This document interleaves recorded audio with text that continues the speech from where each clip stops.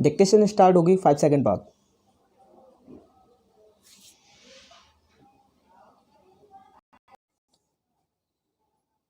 Start.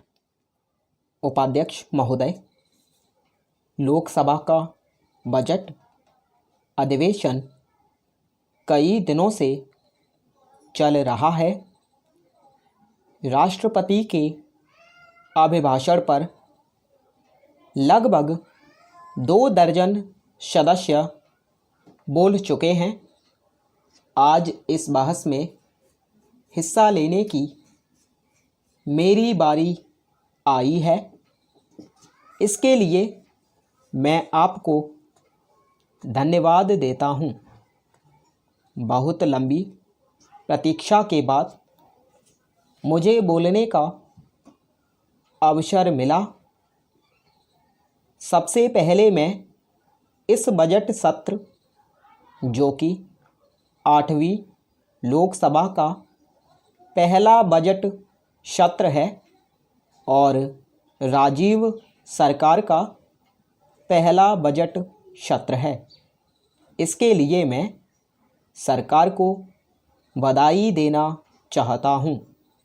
मैं यह बधाई इसलिए भी देना चाहता हूँ कि हमारे प्रधानमंत्री ने जनता से जो वायदे किए थे उन्हें वह पूरा करने की तरफ आगे बढ़े हैं।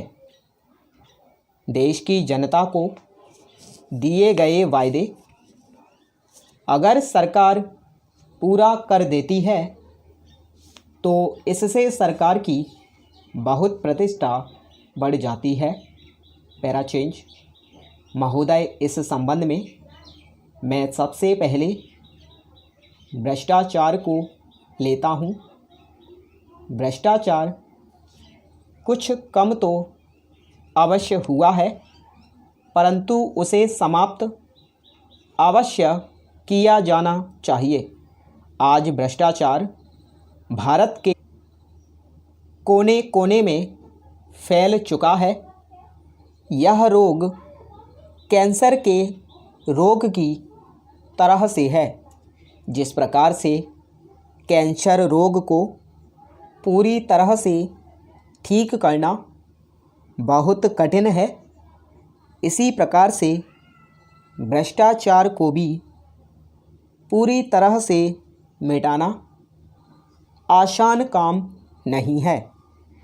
हमारे प्रधानमंत्री ने इस कैंसर रूपी भ्रष्टाचार को समाप्त करने का जी-तोड़ प्रयत्न किया है। मुझे आशा ही नहीं, पूर्ण विश्वास है कि वह इसमें अवश्य सफल होंगे।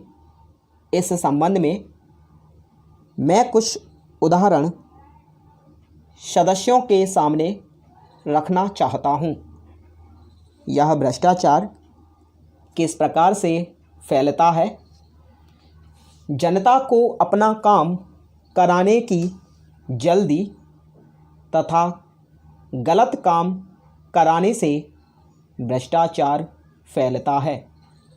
यदि हमारे बड़े सरकारी अफसर तथा नेता चाहें तो यह भ्रष्टाचार समाप्त किया जा सकता है।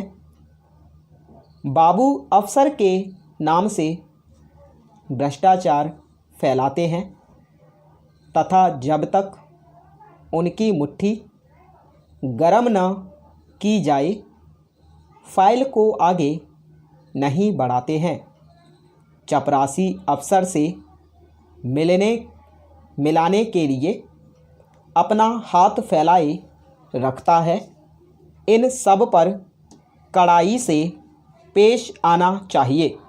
सरकार को ऐसे कदम उठाने चाहिए जिससे कि भ्रष्टाचार से जनता को राहत की सांस मिले।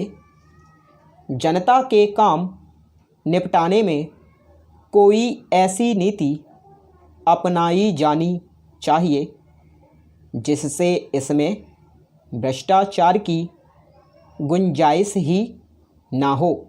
सरकार को इस काम में जनता की पूरी सहायता करनी चाहिए। सभी कार्यालयों में जनता के लिए संपर्क कक्ष बनाए जाने चाहिए। स्टॉप।